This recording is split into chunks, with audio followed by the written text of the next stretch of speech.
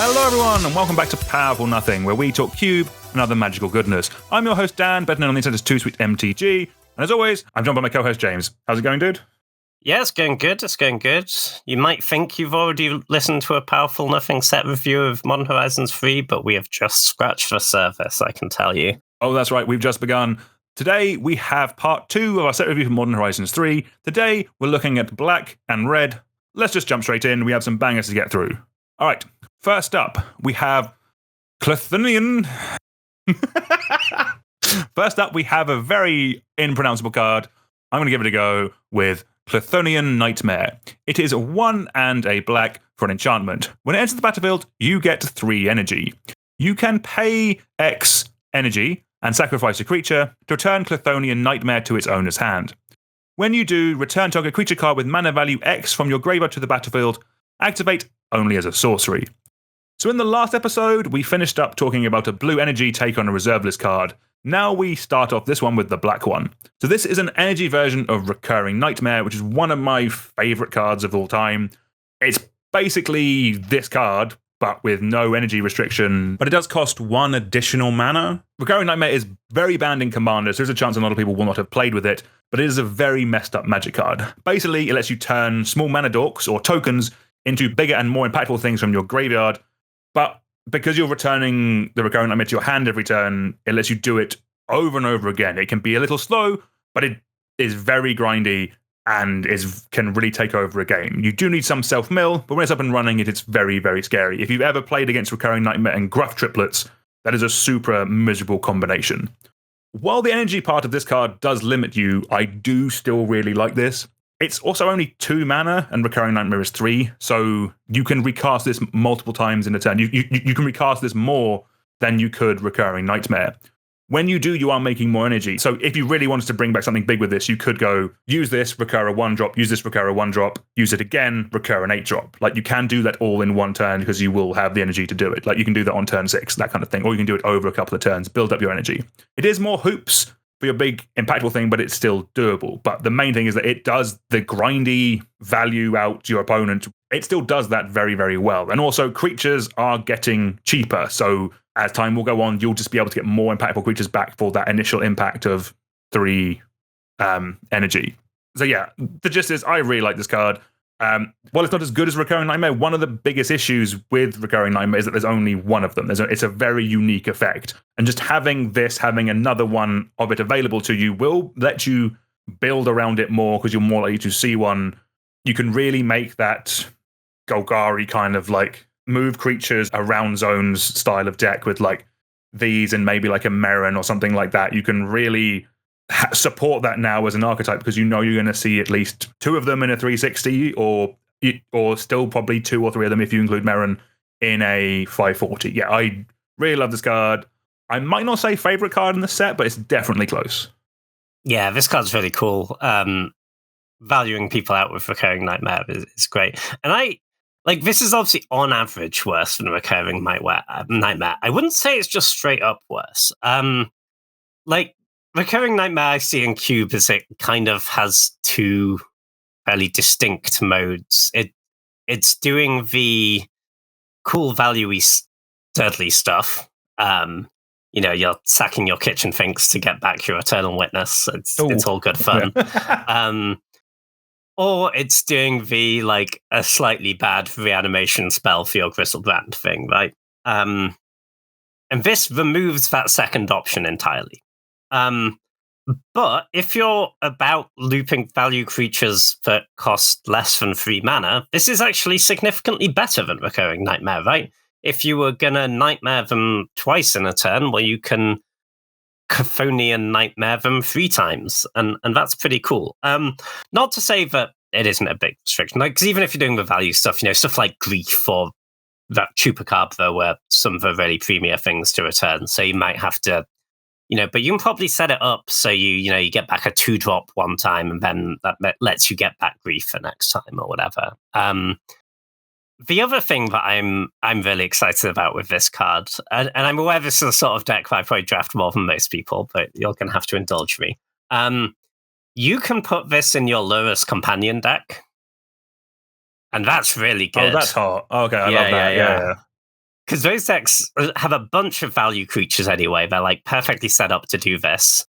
And they just want as many ways to get Lurrus back as they can, because they tend to be pretty about the Lurrus. And this seems like a really nice inclusion there. Yeah, that seems phenomenal in a Lurrus deck. Yeah, just actually, because all your creatures are going to be less than 2, so you're definitely getting them back. You can get multiple of them back in a turn with this. Yeah. Okay, yeah, that's sick. Okay. Maybe best card in set then. Fine. Right, do you want to take it away with another recursion spell, actually? Yeah, next up we have Emperor of Bones. This is 1 black for a 2/2 creature skeleton noble. As at the beginning of your turn, exile up to 1 target card from a graveyard. Either place, so you're getting a little bit of graveyard hate up front. We like that. Actually, I say we like that. Daniel doesn't like that. No, boo, don't do that. Dreadful stuff, James. But it has some more text. For 1 black, you can adapt 2. So adapt 2 is you put 2 +1/+1 counters on it, but at sorcery speed, but you can only activate that if it doesn't already have any +1/+1 counters on it. The payoff here is whenever you put 1 or more +1/+1 counters on Emperor of Bones, you put a creature card exiled with Emperor of Bones onto the battlefield under your control with a finality counter on it. It gains haste, and you sacrifice it at the beginning of the next end step.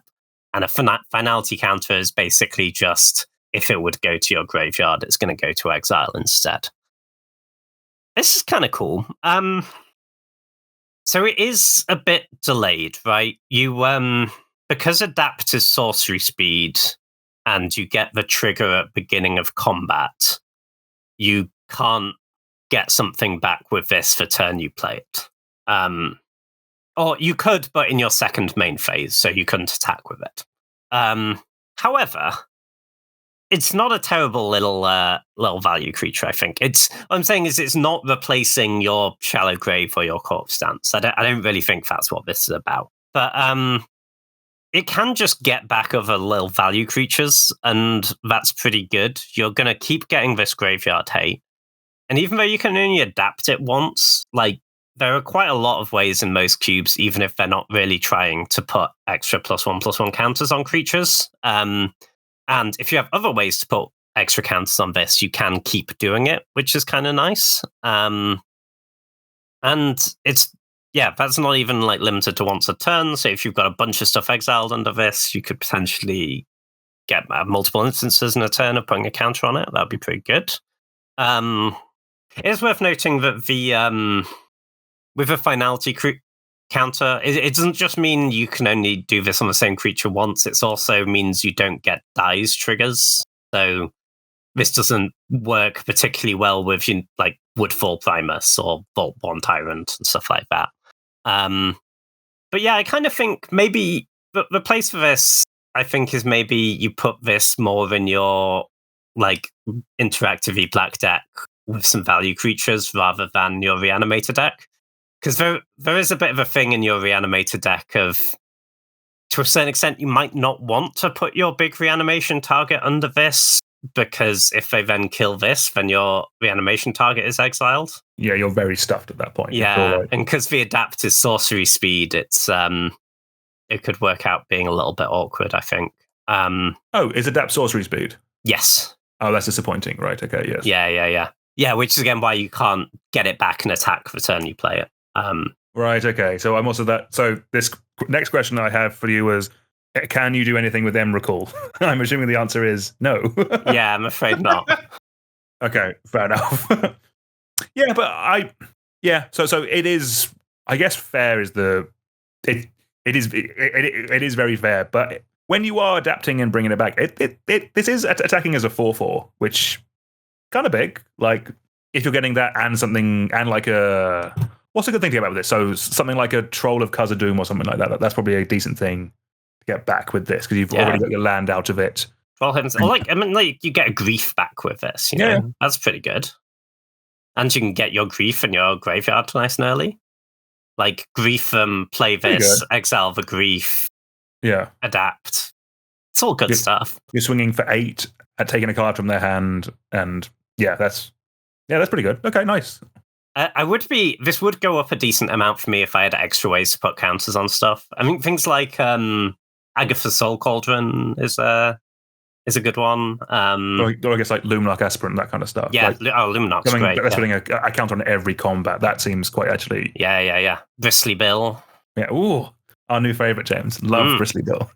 Yeah. Overpowered, right? No, nice. All right. Let's take it away with our next card. Next up, we have Eviscerator's Insight. This is 1 black for an instant. As initial cost to cast this spell, sacrifice an artifact or creature, draw 2 cards. It also has flashback for 4 and a black. So we've seen these cards before. They've generally, I think, gone up in people's estimations recently. People are playing them more in different formats. I think Deadly Dispute is probably like the gold standard because it does the first part, but it also makes you a treasure as well as drawing 2 cards, which is just really nice. They kind of just ties the room together a lot. But this one has flashback, which means you can do it twice, which I think is very nice. I know it's shocking that I'm liking a Graveyard Matters card with flashback, but like Pauper and Peasant Cubes will run things like the Spider Spawning decks, where you're just trying to put as much stuff in your graveyard as possible. This will help you filter through it, and also if you mill it with those, it's not a dead card. And that's, as someone who loves self-millie style of decks, just having more ways of using your graveyard, I think, is really nice and really good. So if you were supporting a graveyard deck and less of the Aristocratic style or value sacrifice kind of stuff, then maybe I would consider this one over Deadly Dispute. But if you just want the most efficient one, I think it's probably still Deadly Dispute. But I know which one I'm sleeving up, and it's the one with flashback. Yeah, that's fair. I think the thing with this is, we've got a lot of these effects recently, and you kind of have to care about the ability to sacrifice an artifact instead of a creature, right? Because if you just wanted to sack creatures, there are better options. You can just play like Village Rites or something. And if you're putting it in a deck that has a bunch of artifacts to sacrifice, you probably really value that treasure because that was already a thing you were interested in, having disposable artifacts. You're going to have other stuff to do with it. So I think that's the reason why I like slightly favor the Deadly Dispute if it's a heads up. But it's really nice that if you mill this over, you can like get some late game value out of your graveyard. And if you just want to double up on this effect, it's a really good one to play. I think there's nothing wrong with the card at all. Sick. Nice. Yeah, just a solid role player common. Yeah, nice. Sure. All right, next up we have Flare of Malice. This is 2 black for an instant, so a black flare. It has, of course, you may sacrifice a non-token black creature rather than pay this spell's mana cost. And each opponent sacrifices a creature or planeswalker with the greatest mana value among creatures and planeswalkers they control. These like greatest mana cost edicts tend to play out pretty well. Obviously, there will be times when the thing with the greatest mana cost isn't the thing you really wanted to kill, but the majority, I'd say more than half the time it is, and it will almost always be at least something you care about, I would say, obviously this effect is worse than like counter a spell, like we saw in blue, but I think black is better at doing this effect, right? You're more likely to have cheap black value creatures, and you have synergies that care about you sacrificing creatures specifically. Yeah, there's decks that like actively want that effect. Yeah, for sure. Although, you do certainly have to be careful because obviously a lot of aristocrats tend to make a lot of token creatures because they're normally the ones you want to sacrifice, and this says non-token creature. This is true with all of the flares. This is the first one where it is actually good because of the other ones don't work for timing. Flares with the evoke elementals is really, really powerful. Because it just completely free rolls you that sack a creature. Yeah. Mm-hmm. Yeah, that's miserable. Okay. Yeah. What? Pitch a black card, grief this. Exactly. James, don't like that. yeah, really strong. This works for all the colors, but like just, the blue counter is not going to line up with wanting to cast it when you have the subtlety on the stack, right? But this works for it at any time. So I think that's quite a nice little synergy with if you have grief in your deck. Yeah, I quite like this. I think it'll play out pretty well. But again, as with all the flares, pay attention to which creatures you have. This is probably one where you're less happy sacrificing sort of a pretty good creature, I would say. So you do want to have something hopefully fairly disposable. I think overall, I'm like, this is a good card that will see play. It's not in that like top tier of like I think this a lot worse than Snuff Out, for example. On the free spells tier list. But yes, free spells are great. This card's good. No, that's fair. So I actually, this might be my favorite of the flare cycle for Cube. If I'm honest with you, I think also part of what we said about black being I think the best color for it because also black. Well, it does also have token makers. A lot of like when you're putting a cube together, a lot of your fodder is like the repeatable. Is the recurable black creatures like Bloodghast and that kind of stuff. Oh, sack your Forsaken Miner, play black, get back your Forsaken Miner. Yeah, like those kind of cards with this specifically is really, really strong. I think it's kind of like there's a world where kind of like I think this and the red one are probably the easiest ones to cast reliably just because you're going to have stuff, but kind of like I think this is the best effect on a card that you're going to be able to reliably get value from. I think. Yes, I think I agree with that. I think this is definitely one of the better flares, I think. Right, nice. Next up, we have another spell. Next up, we have Gravedig. This is 1 a black for a sorcery. Choose one. Target player creates a 2/2 black zombie creature token, or return target creature card from your graveyard to your hand. It also has Entwined for 2 generic, which means you can choose both if you pay the Entwine cost.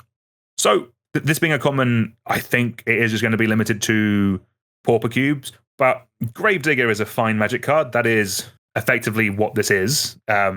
They've literally cut Gravedigger in half, I guess, like on a sorcery. That just makes it more flexible. It means that you can do both half for the same price as Gravedigger, or you can make a 2/2 zombie if you just need a creature, or you can just return a creature back to your hand if that's all you need. You can also give them a zombie. Don't miss out modes. Target player, nice. But yeah, that thing kind of like Pauper does have like the land cyclers, that kind of stuff. Like just getting it back and getting a body, like that's probably enough value for this to including in to see some Pauper play. But yeah, outside of that, we're not there with Gravedigger when we can run like rares and mythics and stuff. But in Pauper Cube, I think it's a perfectly fine little value card. For sure, solid recursion gets a bit better if you're doing some zombie tribal stuff. Maybe, not much else going on. Good in Pauper, not outside. Yep, definitely. All right, next up we have Marionette Apprentice. This is 1 a black for a 1/2 creature human artificer at uncommon.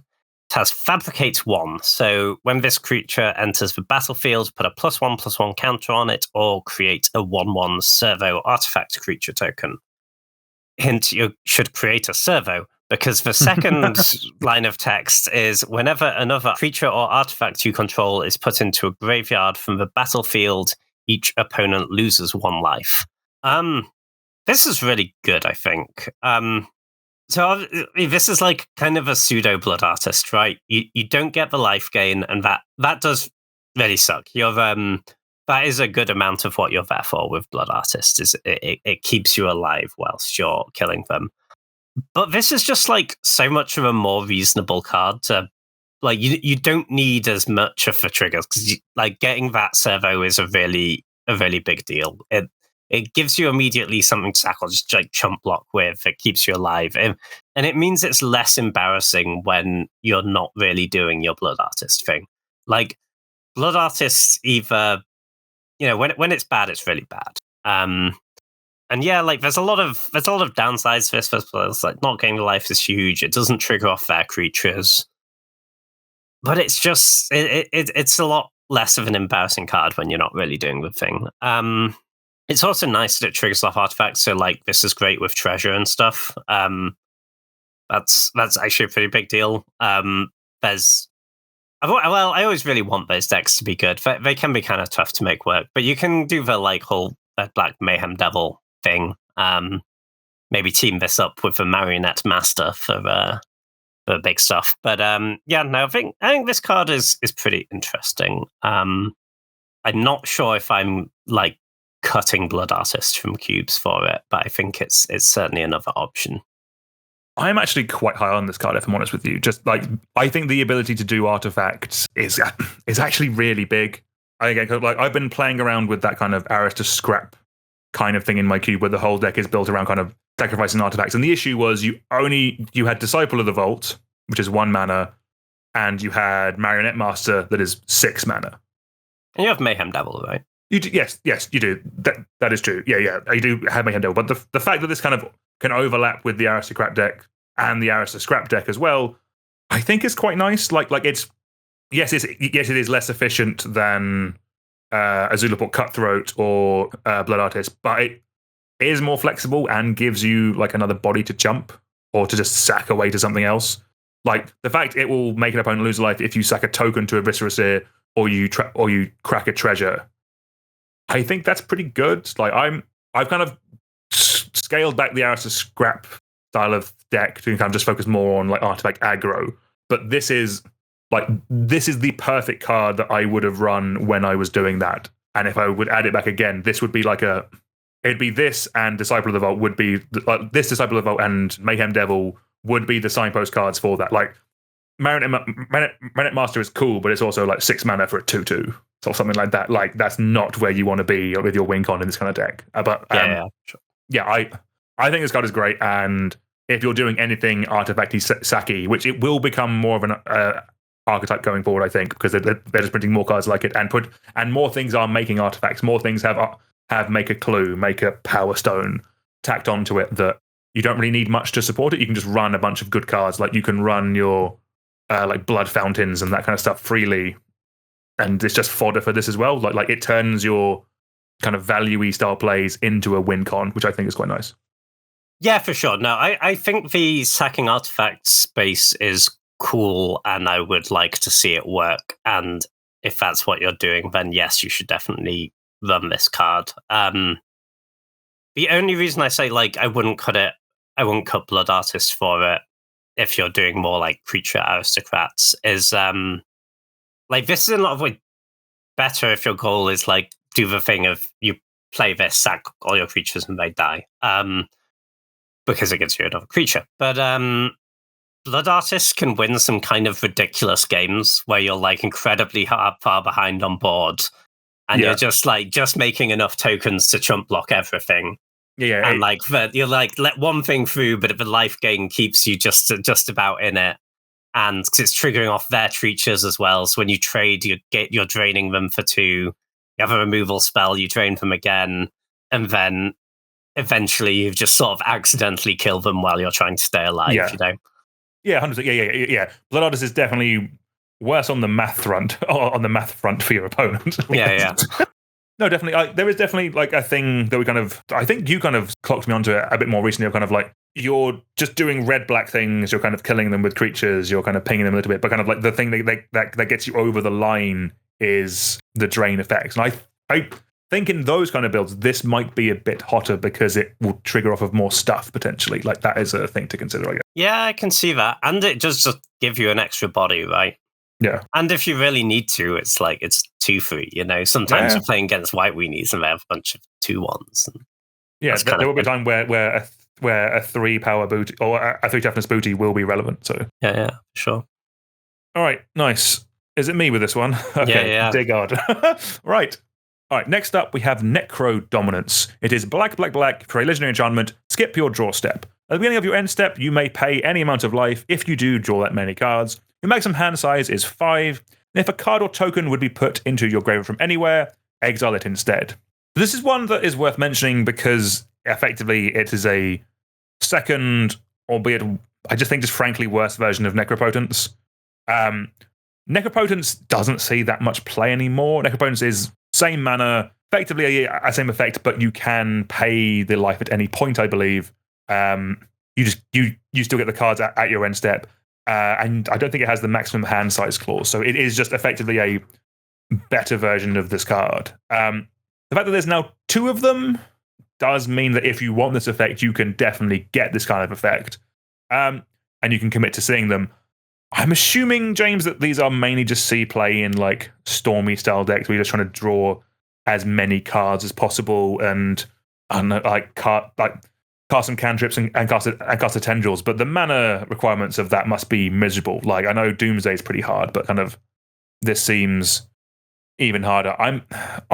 My gut is that kind of Bolas' Citadel has kind of made this card and Necropotence kind of obsolete, and for that reason, I'm assuming it means that this is. Let's not forget that Modern Horizons is printed for Modern, and this feels like a way of them introducing a card that we already have access to and doesn't see that much play into Modern, rather than them giving us a new toy for Cube. In this case, I think.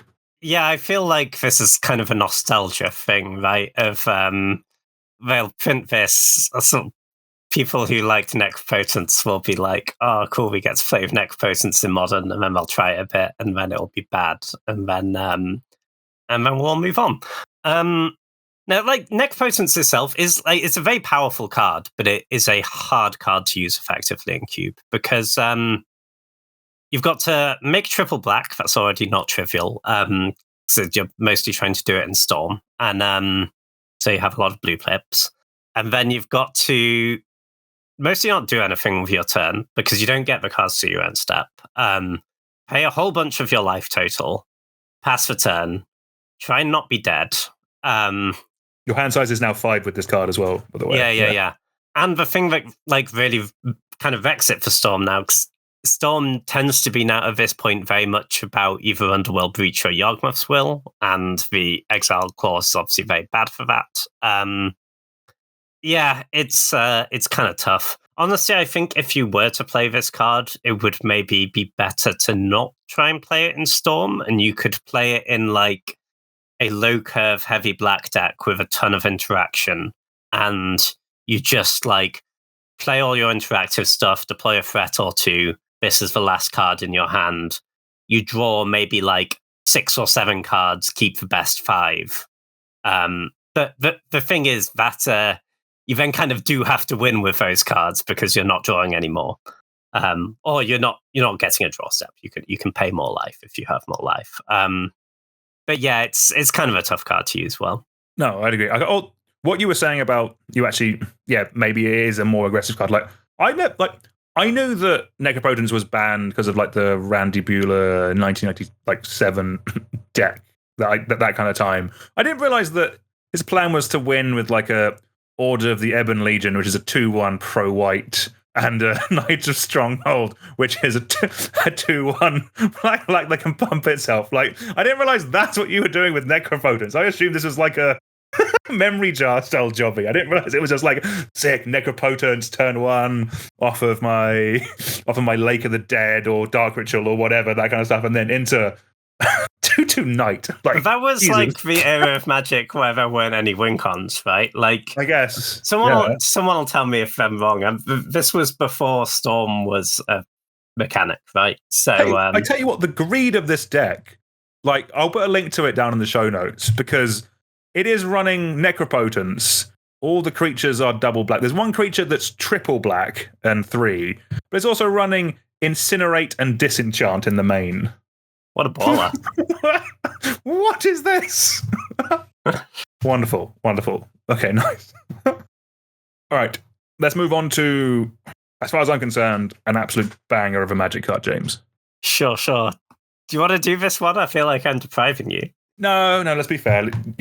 You got this one. I know you'll do my little lad justice. Okay, I'll do my best.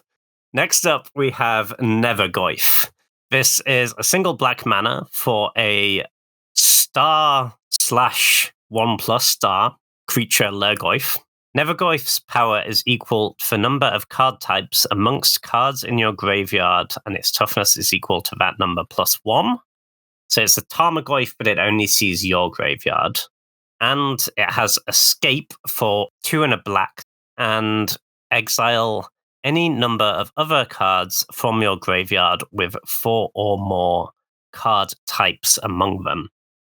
So this is, obviously when it's working well, this is a lot better than Tarmogoyf, right? It is half the mana, and it comes back. That's great. I do think Like, because Tarmogoyf, you can kind of just put in your deck because you want a big creature that blocks and attacks and is efficient, and be like, well, I have like a couple of fetch lands, maybe I've got like a Mishra's Bauble, and stuff will go to the graveyard, right? Because it counts both graveyards, and it kind of just gets there without that much effort. I think only seeing your graveyard does mean you kind of have to be trying a little bit. Like, I think you probably want to be proactively milling yourself rather than just being about, we're going to play a game of Magic, the cards are going to end up in the graveyard, because I could see it very easily, like it being turn 4 and has 1 or 2 power, if that's your plan. Because it is just, you just get spotted so many for free, right? Like, you Thoughtseize their creature with a Tarmogoyf, that's 2 types. With this, it's only 1. But if you are proactively milling yourself, I think this thing's great. Like, in the...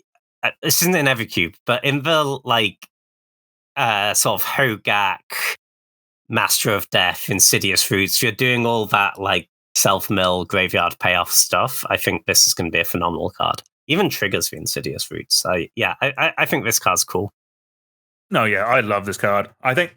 So, yeah, everything you've said about the potential downside of it only hitting your own graveyard, that is real. Like, you do actively have to be milling your own deck to get any kind of value at this, but it is just so mana efficient. Like, 1 black is phenomenal, and then also it has the escape, so if you do mill it, like, you can get it back. Like yes, it will be smaller because you have to exile a fair chunk of card types to get this back, which is frustrating, but Tarmogoyf can't do that, and this is half the cost. The thing that I definitely thought about when I was more supporting Graveyard Matters and more like weirdly, these kind of Lurgoyfs overlap with Delirium a fair bit. Delirium we saw quite a lot in kind of the previous Modern Horizons, that kind of. But one thing to consider with those is when you are building your cube, if you have Tarmogoyf, if you have things with Delirium, look at running cards and effects that have different types on them. So, like in the past, I've run Tarfire, which is a Goblin instant or something like that. It's like a tribal instant that's getting renamed soon, I think, to Kindred. That is a tribal instant, so that counts for 2 different types in your graveyard. Same with things like enchantment creatures or artifact creatures. They are very good with cards like Tarmogoyf, Nethergoyf, and your Delirium stuff as well. So kind of what this has done for me is I was really struggling with those self-mill graveyard decks, kind of like, how does it look? How does it work? And kind of them printing this and some other Lurgoyfs that we'll get to in the Commander episode has really got me excited to jam them all into my cube and allow to self-mill, because it's what I want to do in my like Jundi style decks. And it's the self-mill part is something that Golgari is very, very good at, but it's oddly lacking efficient payoffs.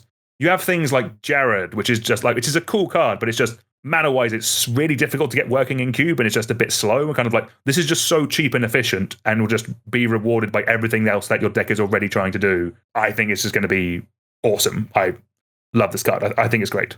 Yeah, for sure. I think it's doing some really nice stuff. I'm quite excited to play with it. All right, from one graveyard banger to another graveyard banger. Next up, we have... James is pulling a face. Next up, we have Retrofitted Transmogrant. This is a single black for a 1/1 creature, artifact creature zombie. It has pay 3 and a black, return it from your graveyard to the battlefield tapped with 2+1 on counters on it. This importantly is a common, and that is where it can. I think it could see play. Pauper doesn't get recursive creatures like this.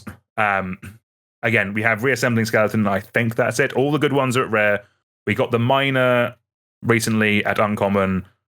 Pauper doesn't get any of these, and these are recursive black creatures are very important for cube for allowing things like Aristocrats to really kind of function, because they're just creatures that go in those decks and do so much work, because they are creatures, they affect the board, and you can bring them back later. Like, they are very important for those kind of archetypes, and it's something that Pauper hasn't really had access to. This is expensive. I am in no way being like, this is Nethergoyf 2 or anything like that. And it being immediately afterwards, I feel we've done the Retrofitted Transmogrant dirty. Wizards did it bad by putting it so close to it in the sheet. But it's Pauper, different power levels. In Pauper, I think it's fine. I am not gonna argue it for any other format, but there, I think I like it.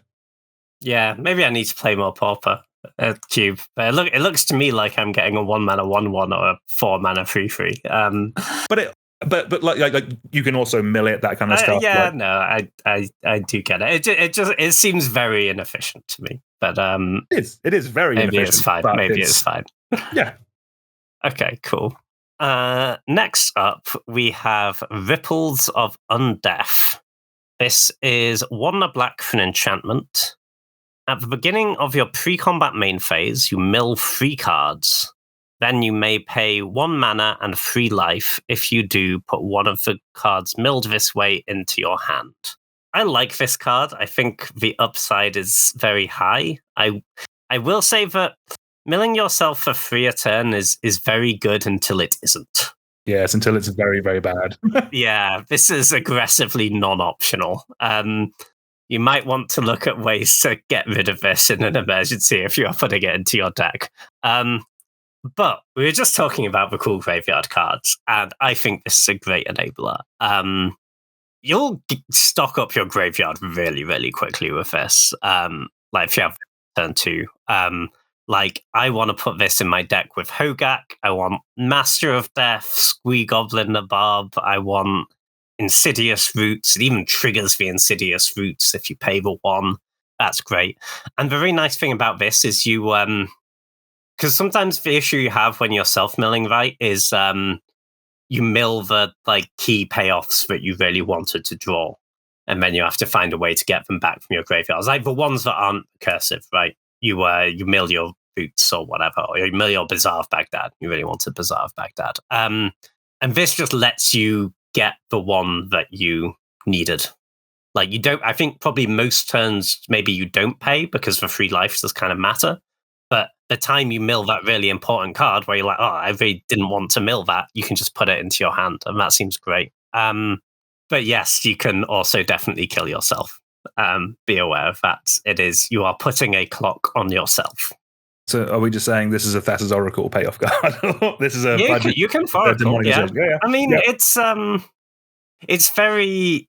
It might be in the spot of being like, is not the quickest. Like, I understand we just said, oh, you're putting a clock on yourself, and like that, having a Oracle in your deck is pretty good. But I don't think that's like a whole game plan in itself, because as a win condition, it is not the quickest, right? And if you draw this on like turn 5, it's you're setting up a very late Oracle kill.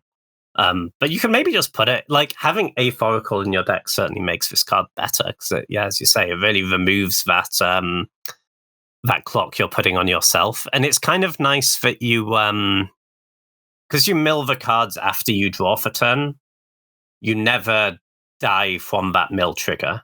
Like, you only die on your next turn when you draw for turn. So you do have the time to play the Oracle, even if it was like one of the bottom cards. Yeah. No, that's fair. No, I do like this card, and it's kind of, I feel a bit weird. I think I'm lower on this self-mill graveyard card than you are, James. Normally, this is my jam. My worry is this is a little slow. It does put it is a repeatable way of putting multiple cards into your graveyard, which is great. Those decks love that. But because it's at the beginning of your pre-combat main phase, it does mean you have to wait a whole turn to do anything. Like, this is effectively a do-nothing enchantment. Oh, yeah. No, it very much is. But those decks, I think often what those decks are trying to do, right, is they spend their mana on this nonsense, they get behind, then they have one great turn, right? But I think you need to be pretty all in to play this. This is not like, oh, I have a Nevergoyf and some flashback spells sort of deal. This is like, I'm playing Vengevine, I'm playing Hogak, I'm playing Insidious Roots, Bazaar of Baghdad, all this stuff. I think you've got to be very about that. But I think if you are, I think this is good.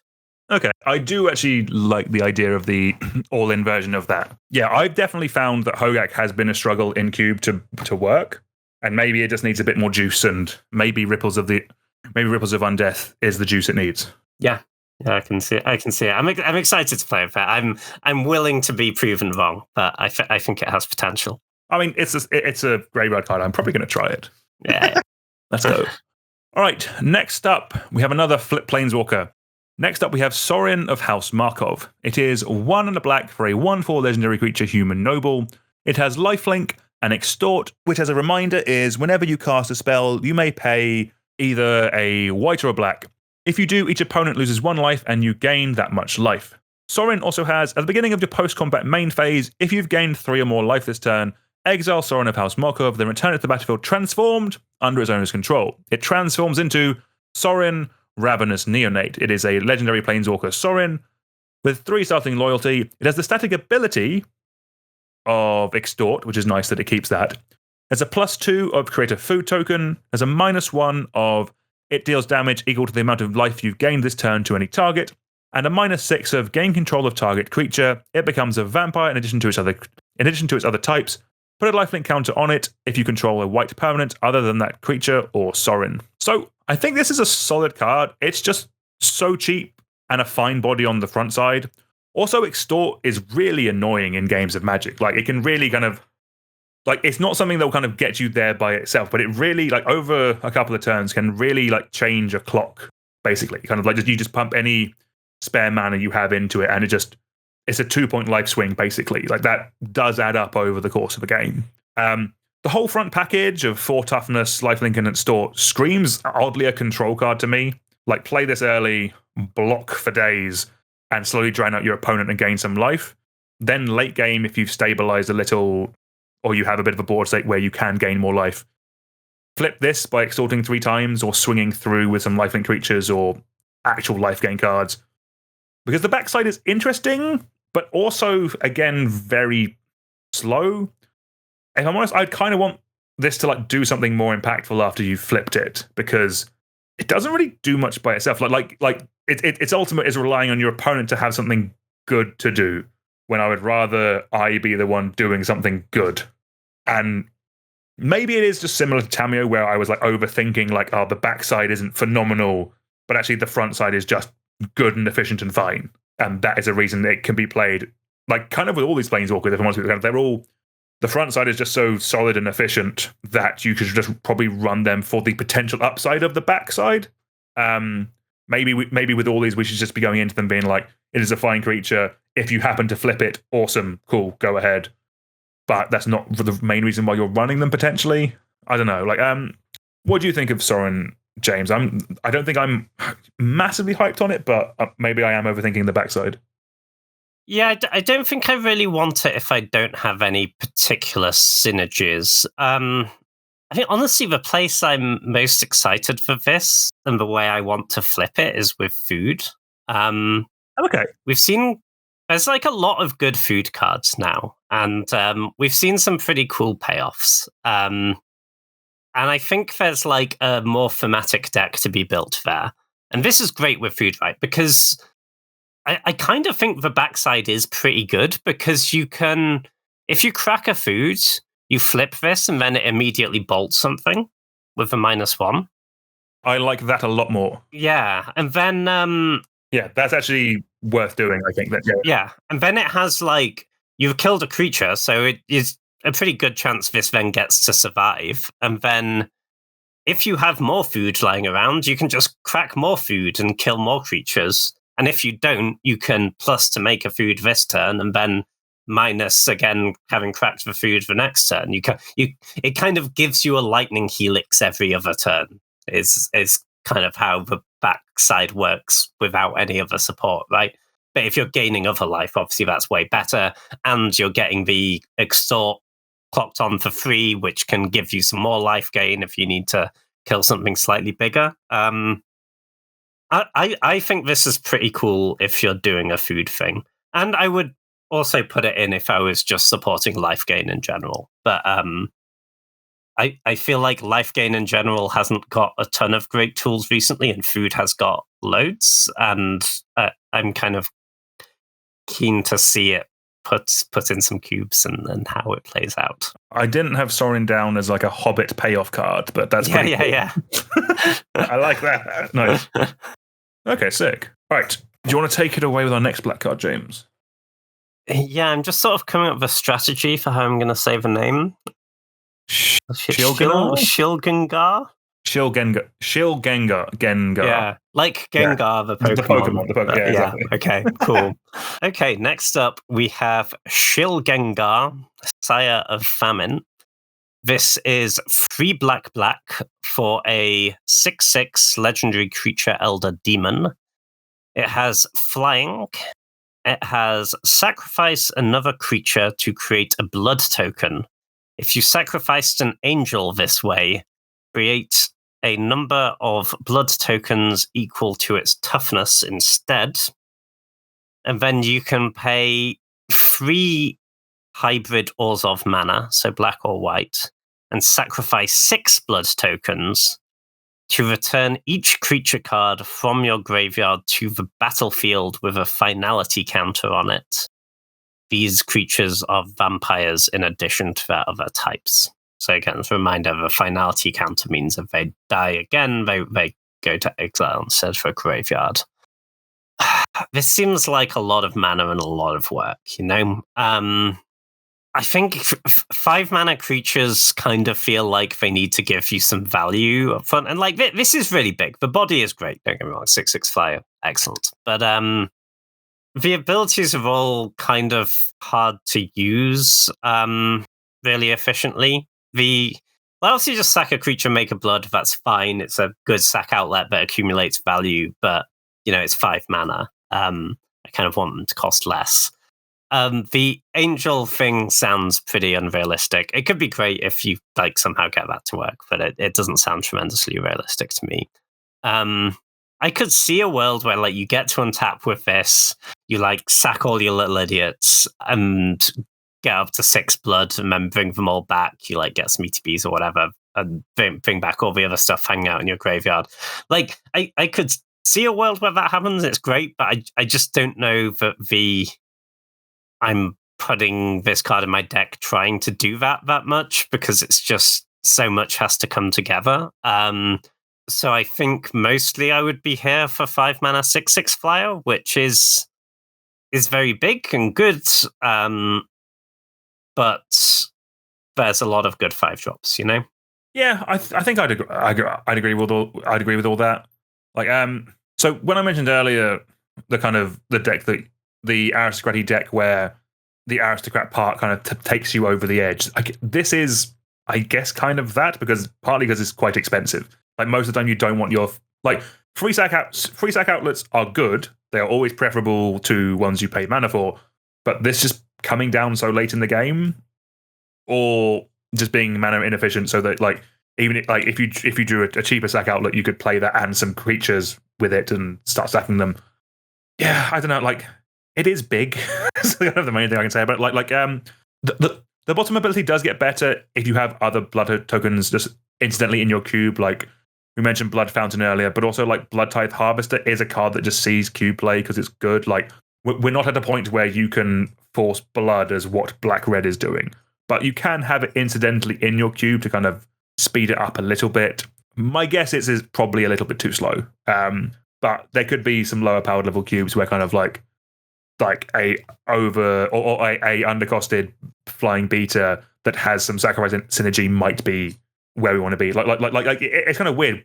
We've got the set or a couple of sets after Vein Ripper, which was the massive blood artist. So I don't know. Maybe we're now going big with our aristocrat deck, James. Yeah, maybe. I guess maybe just the thing of sack a creature, get an artifact is maybe good enough. But yeah, I think I just feel like there are going to be better options. Well, maybe this is one just for Modern Horizons 3 Limited, but this with Marionette Apprentice seems pretty good. I've seen a few cards that kind of do some work with that, but yeah.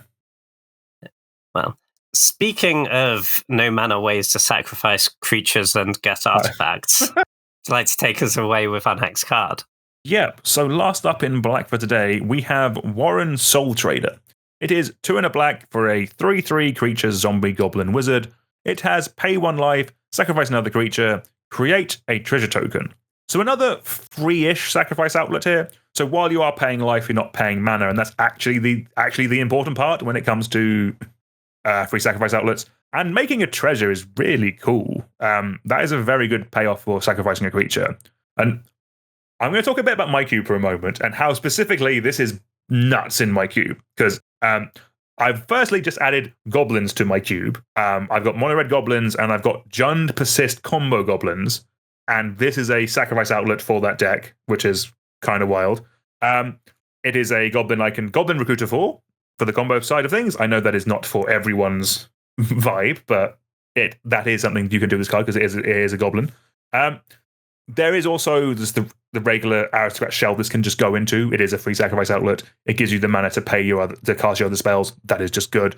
And then it also makes artifacts for the artifact deck, which does touch black sometimes. Like there's plenty of like blue-black, red-black artifact kind of payoffs. Like you have Tezzeret, Agent of Bolus.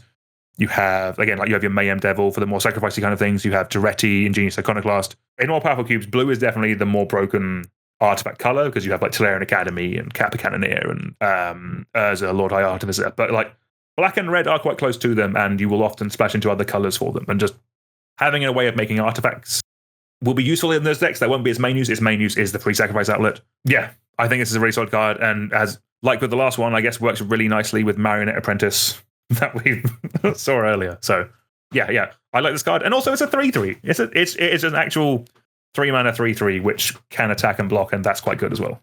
Yeah, for sure. No, I think this card's sick. This card has a lot of combo potential. Actually, I think.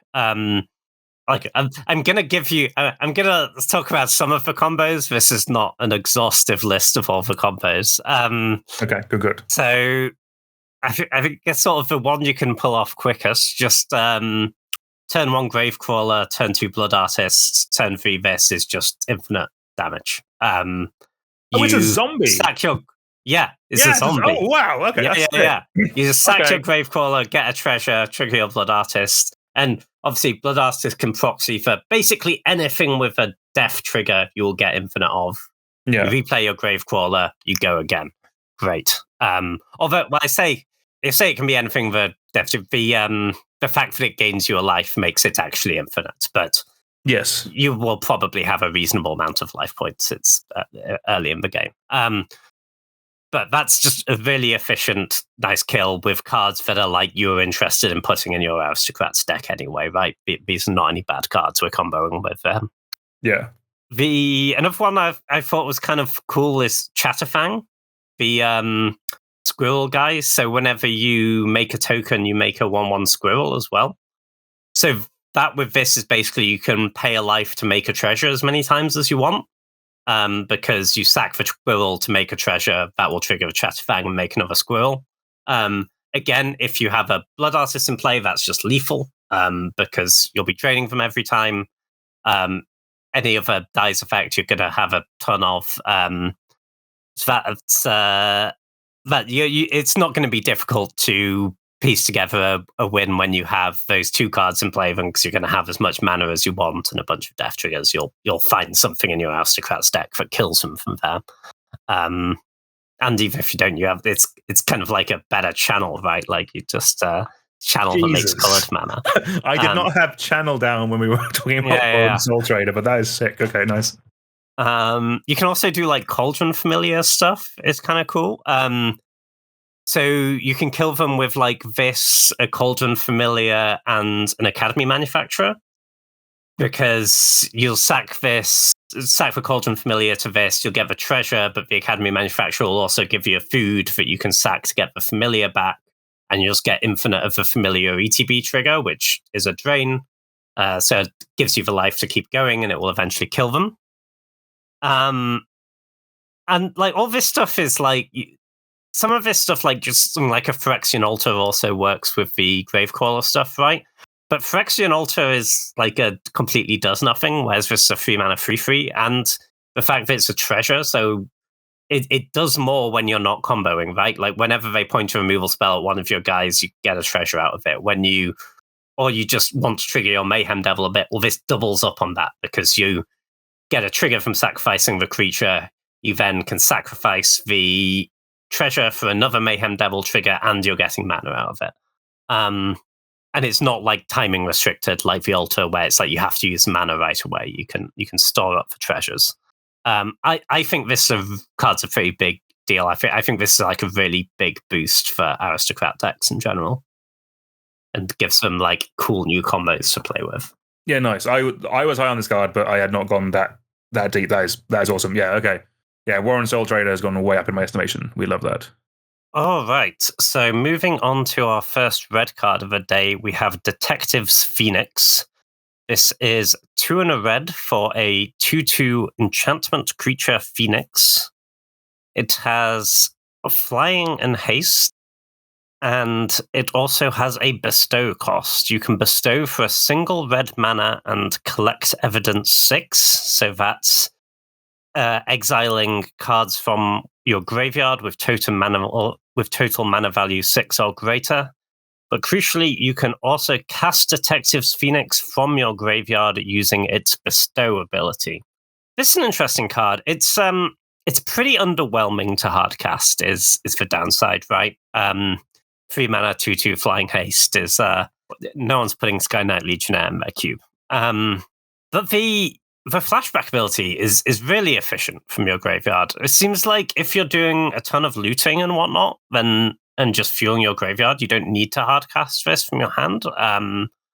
This is I could see this being pretty interesting. It's like it's kind of a thing of what deck wants it. It has to be like a kind of aggressive but also graveyard centric deck.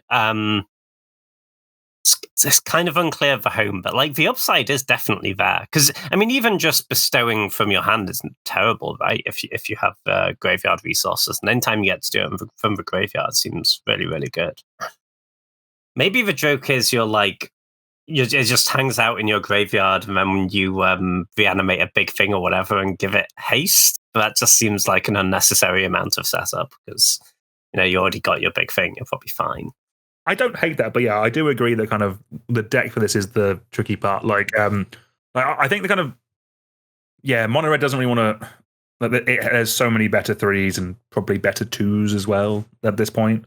But like, yeah, if there is a deck that's filling up that is filling up its graveyard and can cast it, like if it's in the graveyard, it will be really annoying because it effectively this will effectively turn any top deck into like a potentially a game-winning spell, kind of just gets through. And then once if they trade with that creature or they kill it, you will then just get this 2/2 in play. But again, they need another second removal spell to answer. I think it's cool and interesting. One of the things you were saying about kind of, I have thought of a line with this. It's a self-mill deck where the whole point is putting this on Squee Goblin Naboo, and you turn Squee into your win condition. That's quite funny. I sort of like it in decks with Bazaar of Baghdad, it triggers Insidious Roots, You put it on your Insidious Roots token, they all get bigger, one of them has flying and haste. So it does some stuff. No, definitely, that's the thing, we are seeing some, we've seen some more graveyard things in black. Like, when we get to the commander set, there is like a whole more Lurgoyfs, which I think I mentioned earlier, but kind of like, the self-mill deck has got some tools this set, and yeah, I'm kind of looking forward to trying some of them out. Yeah, I don't tend to think of that deck because like red being a core part of it, but I guess it is kind of splashable with bestow ability, right? Yeah, kind of. Yeah, I see that as like a Jundy style of thing because just red has overlap with madness to a certain. Exactly, and just red just has some regular neighbors. Things like Faithless Looting or like Burning Inquiry are just very good in those kind of decks. So yeah, for sure. Nice. All right. Next up, we have the red flare. We have Flare of Duplication. This is 1 red for an instant. You may sacrifice a non-token red creature rather than pay the spell's mana cost. Copy target instant or sorcery spell. You may choose new targets for the copy. I think this is an interesting one. This is probably the most playable fork that we've seen because it is a fork that can also be free. So you can cast like your big spell and then you don't need the mana to fork it. You can just sack your Pyromancer or whatever that you have in play to cast this and double up your big spell, hopefully win that way. That's kind of maybe a bit wishful thinking.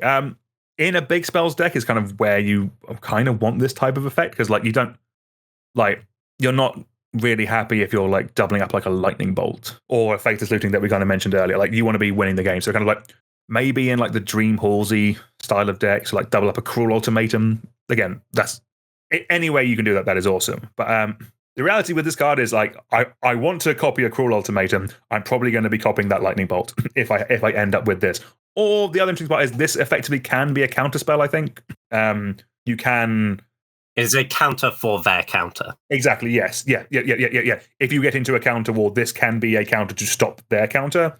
So that is interesting, and that is something to consider. And red doesn't get that effect much out of like other fork variants and like I guess Pyroblast and the red Elemental Blast, that kind of stuff. But you don't really see those in cube.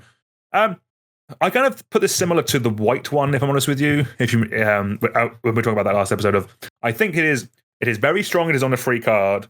I am not sure if this is an effect I want in my cube because I don't think I've ever run a fork, just a normal fork in my cube, and the fact that it's free, like it's free, but it's still taking up a cube slot. That is not free. That is the thing with this card, I think.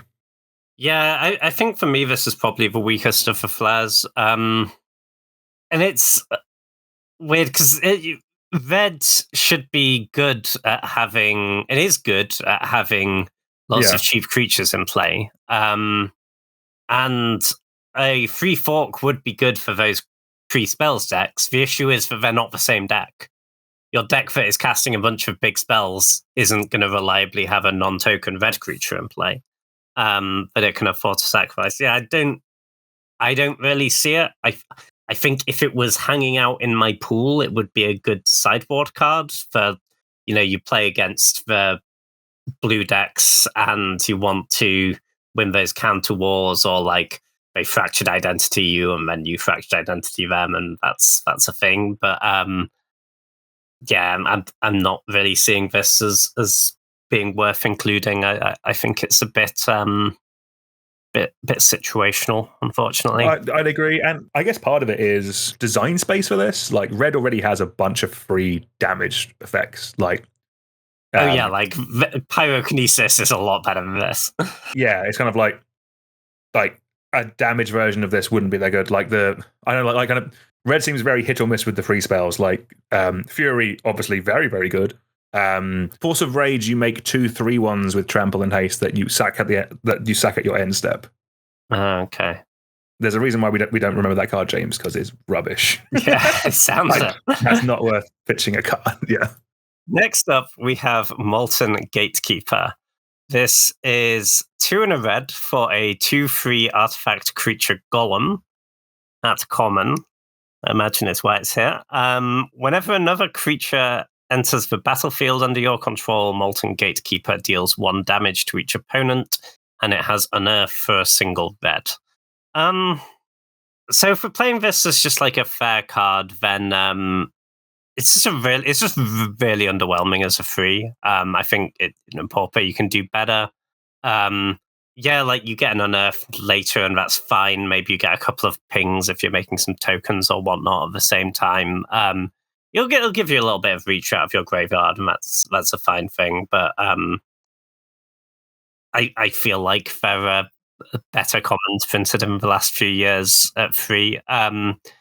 It is theoretically you could do some combo things with this, but it's like if you're already making infinite creatures in some way, then it's like converting that into infinite damage is not a difficult thing. Or like infinitely persist or something like that. Yeah.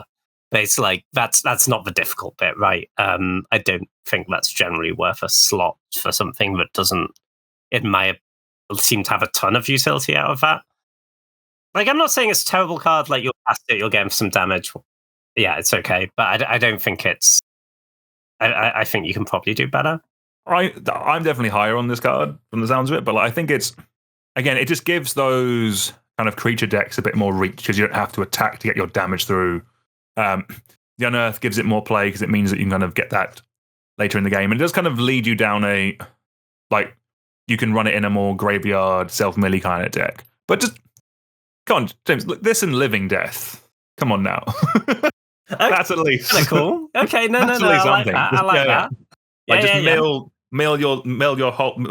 as much of your deck as possible, and then Living Death, and then when they all come in, ping your opponent for a bunch. Okay, that's cool. I'm into that. Because obviously your anger is already in the graveyard, so it won't give your stuff haste when it comes into play with the Living Death, obviously. That's why we're... we got him.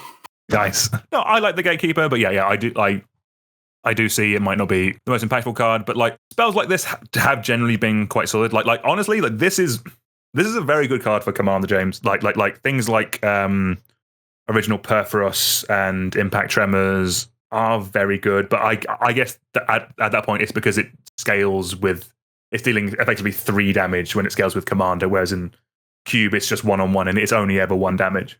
Right, exactly. And the other thing in Commander is like, because you just have to deal so much more damage total to win the game, those sorts of multipliers when you are making a whole bunch of creatures are really valuable. Whereas in a 1-on-1 game, it's like, most of the time, if you're making enough creatures that this is doing a ton of damage, the creatures were probably going to get it done on their own. Yes, yeah.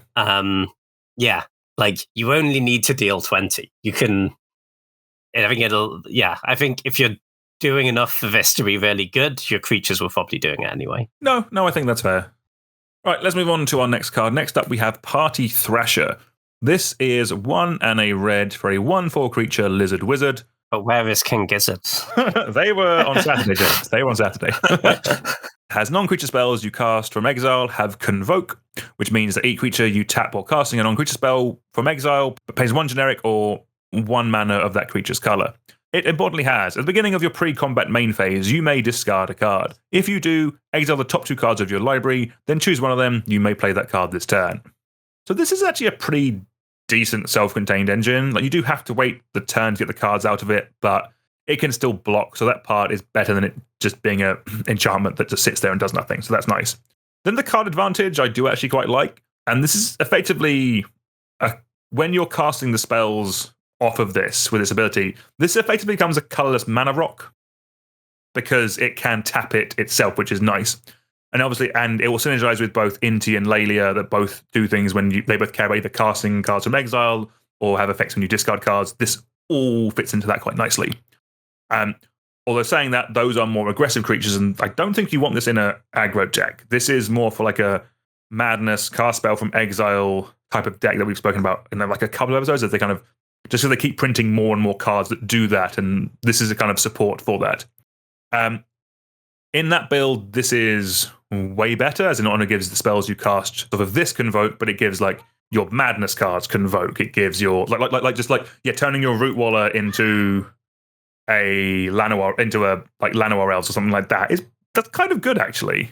Like I don't hate that, and in that madnessy kind of cast spells from exile kind of deck, I think I quite like this actually. Yeah, I think it does a decent amount of stuff, right? Like it's a free madness outlet. You get some really good selection.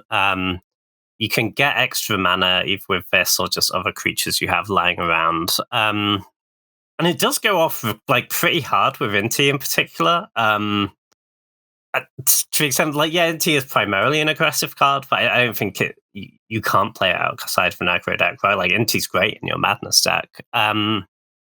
And it's like, if you discard a card and then madness it off this, and then you exile the 2 cards, that's like 2 more Inti triggers, and then they're in exile, and then you can play them with Convoke as well. Like you're kind of doing something pretty good there. And there's just quite a lot of cards in red that let you exile cards, and then you can play them till end of turn or end of the next turn. You've got like the research desk, all that stuff. I think there's kind of something there, and there's actually a really strong build around for this stuff that never really gets played. P&LR Consular Revival, which is like a red and a white for a creature with some power and toughness. And whenever you cast a spell from exile, you make a Thopter, and your Thopters have haste for 2 mana. Like it's like you can go off pretty hard, and that goes really hard with this in particular because of a Convoke. Oh wow, okay, yeah. You can really cast some spells with that. That's cool. And I think we're kind of approaching like the critical mass, maybe, of like where that could be a cool build around that you could add to Cube. But yeah, I quite like this card. I think it does some good stuff. No, that's interesting. Yeah, I've definitely been toying around with that kind of archetype, and I've always thought it was like Gruul for some reason, but I guess there is like that Felthorn card that makes walls and stuff, but like maybe it's just kind of red based and you can splash other colors because red and you splash bits, maybe. because we are in a world where you can just splash. So that's interesting. Yeah, that's cool. Yeah. This is Pier and Lar. I like the sound of. We have an enchantment next, James. What do you think of Power Balance? Hey, yeah, we can talk about power balance. I mean, I think it's bad actually, but we can talk about it anyway. Yeah. Fair. This is red for an enchantment. As whenever your opponent casts a spell, you may reveal the top card of your library. If you do, you may cast that card without paying its mana cost if the two spells have the same value. So if your opponent casts a 1-mana spell, you flip the top card of your library. If it's a 1-drop, you can cast it for free. The issue is that, so obviously this is like a callback to Counterbalance, right? Which was kind of the same thing, but if they have the same value, then you counter their spell. The issue is that we're not playing Legacy, and like that was great in Legacy because like half of everyone's decks was 1-drop, and you had 4 Sensei's Dividing Tops, and you locked them out. Yeah, and also Brainstorm and yeah. We don't have 4 Sensei's Dividing Tops. We have a maximum of 1. And people aren't playing infinite 1-drops. I just don't like. I get like if you have top, then you can like do the thing of you float some cards. But even then, it's like they have to line up. You know, your opponent casts a 4-drop, and you don't necessarily have a 4-drop to put on top of your deck. And without top, it really does like not very much at all. I mean, and beyond you just like getting lucky occasionally, but I think. I suspect this will average certainly less than 2 spells a game, maybe less than 1 if you cast it early. And if you cast it late, it will get even less. I think it's a bit bad. Yeah, I would agree with that. So like I have run like top of the deck manipulation isn't in red, it's in like Azorius. So it's things like Brainstorm, Scroll Rack, Sensei's Dividing Top, Jace the Mind Sculptor, I guess.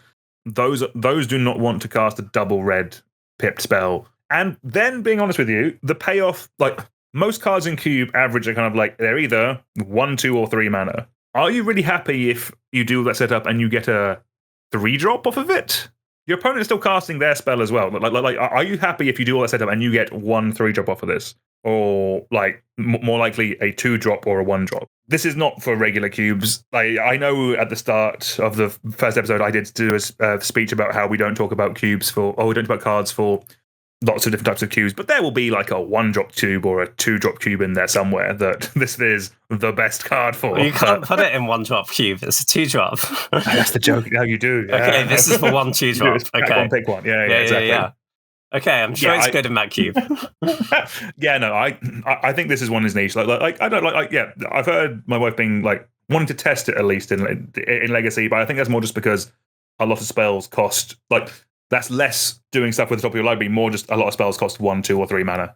Like you like spells are just more efficient there. They're more compacted down the mana value. Whereas in Cube, like we still run 6 drops, we run 7 drops, that kind of thing. So yeah, power balance is not it. I feel, unfortunately.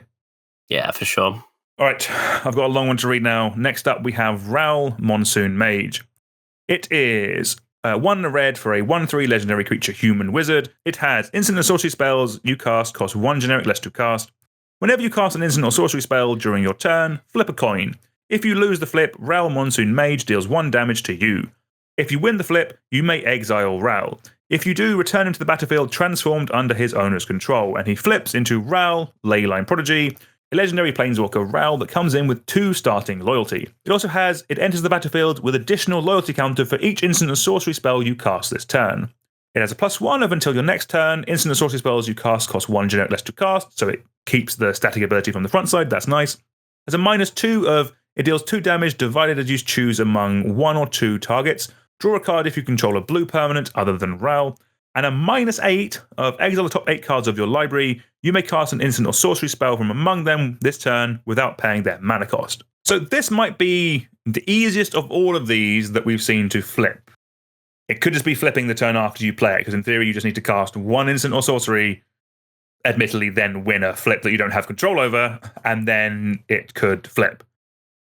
But I don't think that's why you're putting it in your cube. Again, I think this is another one. I think if you want this in your cube, you are putting it in for the front side. For this to get in, you want a mono-red Goblin Electromancer style of card.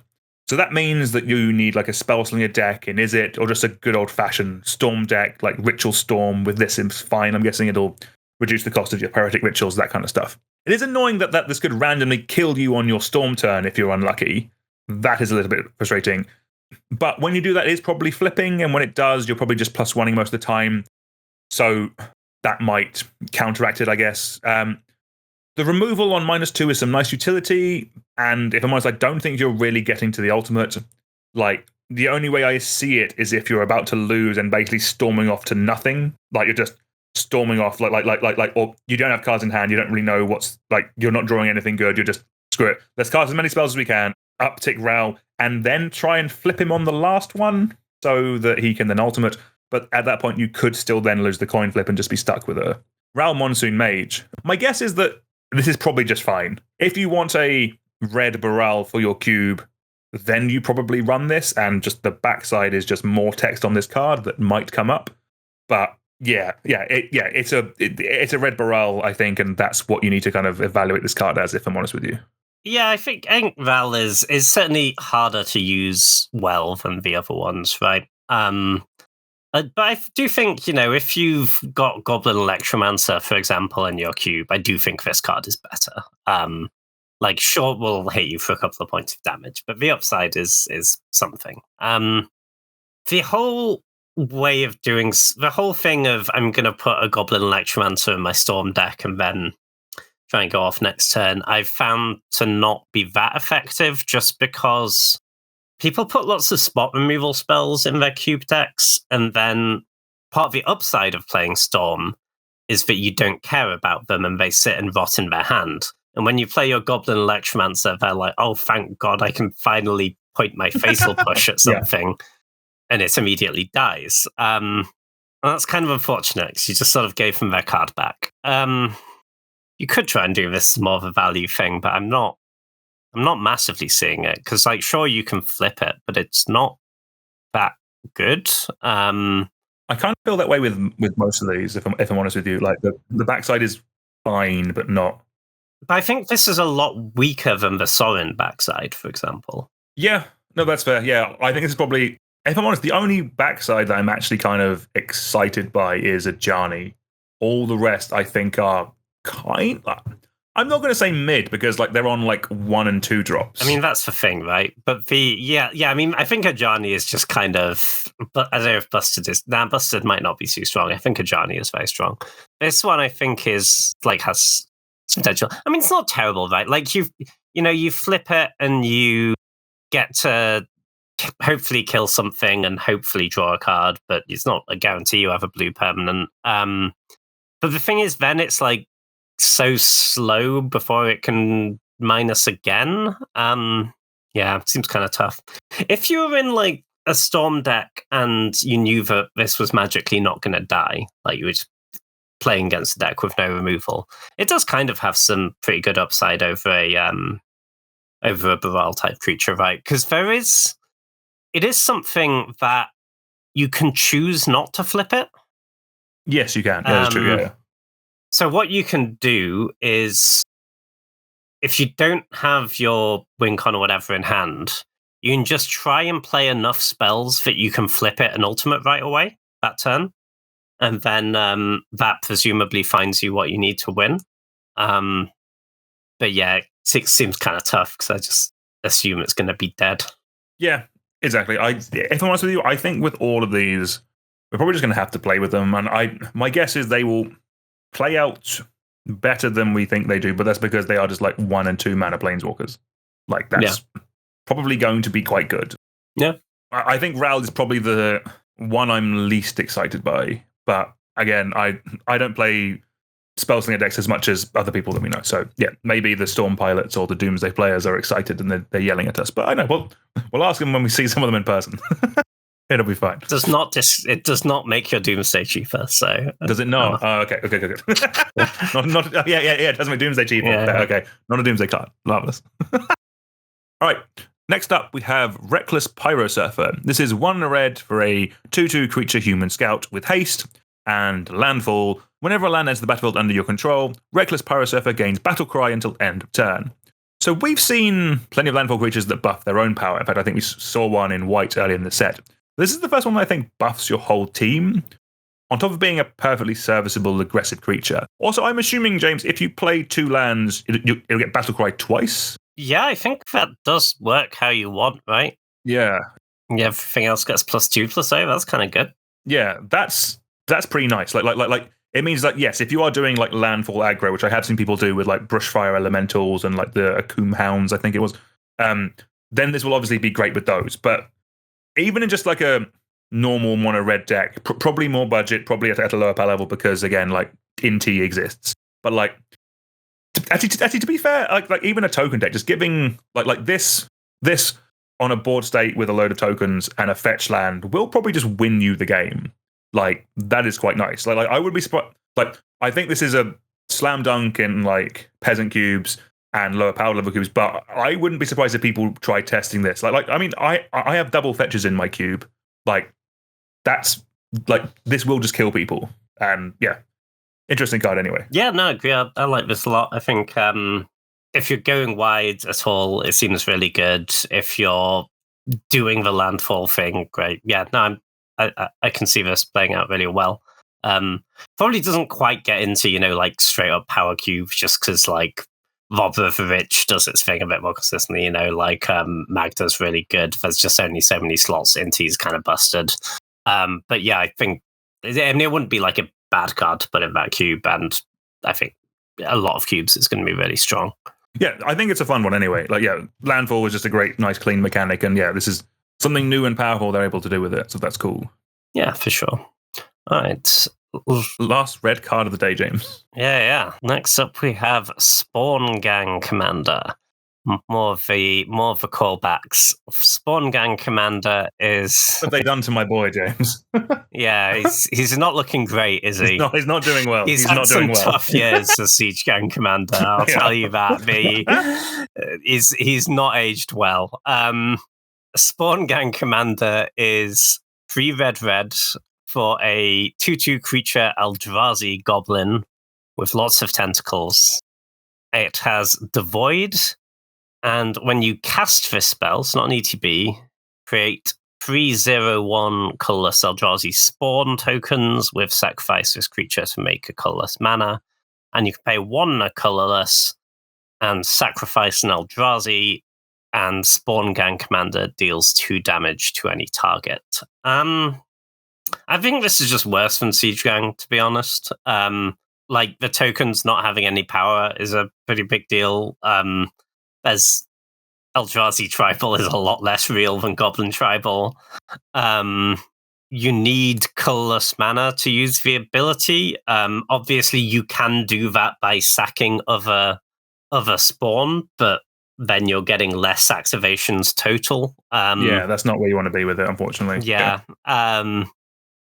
I mean, I guess there's upside in that, like, if you cast it and then on your next turn, you really need to shock something, they play Kikijiki or whatever, you can, like, sack 2 of the spawns to make mana and the other one to the ability and shock something, and that's not nothing. But it's not much, and this card costs 5 mana. I'm kind of out.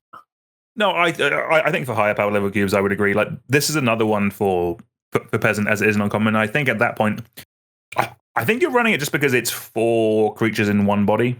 Sure. And that's pretty solid for an aristocrat deck. Like, so just as a second Siege Gang, essentially. Well, Siege Gang is a rare. Oh, of course. Yeah, sorry, this is non-common. Yeah, okay. Yeah, that's fine. Oh, I don't. In Peasant, I can see it because you kind of just don't have great, like, 5 mana creatures that get value, right? Yeah, exactly. Yeah. There isn't as wide a range of just like things that make multiple things. There's just not anywhere near as much of them. Yeah, for sure. Anywhere near as much of them. Peasant, like Peasant cubes are running things at 5, like charging Montresaur. They're kind of a bit of beef. Yeah. And in that sort of environment, it can, take over the game is a strong phrase, but it can do a lot, it can kill a lot of small creatures. I can see it in Peasant. Do be aware, like, you should try and get colorless producing lands into your deck if you're running this card. Like, sacking the other spawn to enable it is a way to do it, but it should not be the default. Yeah, I really don't want to be doing that with this. Like, it's kind of like, it's also a thing of, like, to be fair, if this is in a cube, then the cube designer should have found a way to support it. Like, this will be probably a deeper conversation we get into when we actually talk about the color section of these episodes. But like, there are, like, things like talismans are a solid way of generating colorless mana. There's also a land cycle in this set that I'm assuming they added specifically for this, that you're probably going to need to run if you're doing this in, like, Pauper and Peasant. The other thing as well, if you are supporting colorless, is you might just need to give people wastes. Like, not make them draft them, just let them have wastes that they can build in the deck. These are things that kind of we'll definitely probably be touching on in more detail when we get to colorless, because that is, I guess, adding an additional land to your land box is an important conversation that we probably need to have. But James is completely right. Just you need ways of generating colorless available to your drafters. You either put it in the draft, like they are doing in this set, or you have them be able to take wastes from your land station, that kind of thing. So yeah, sure. And you can just make, like, slightly different decisions with your stuff with your fixing, right? Like, yeah, signets become talismans. Great example. Get some colorless mana for free. The pain lands are really good for this as well, like the sort of Shivan Reef cycle, which you can pay a damage to tap for one of two colors, but just tap for a colorless on their own. They're a really nice, like, cheap way to enable it, because they're perfectly acceptable fixing anyway. They're untapped dual lands that cost you a bit of life, and it sort of spots you the colorless mana for free. Yeah, 100%. Completely agree. Nice. All right. Well, that's where we're going to leave it for today. Remember to follow the podcast and give us a 5-star review. Next time, we're going to be looking at green and multicolored. James, thank you as always. Always a pleasure. Nice. If there's any cards in these colors that we've missed, do let us know on Twitter at PowerfulMTG, or if you're watching on YouTube, let us know down in the comments. Just let me say thank you very much for listening. It's goodbye from me, and it's goodbye from James, and until next time, we'll see you all soon. Goodbye.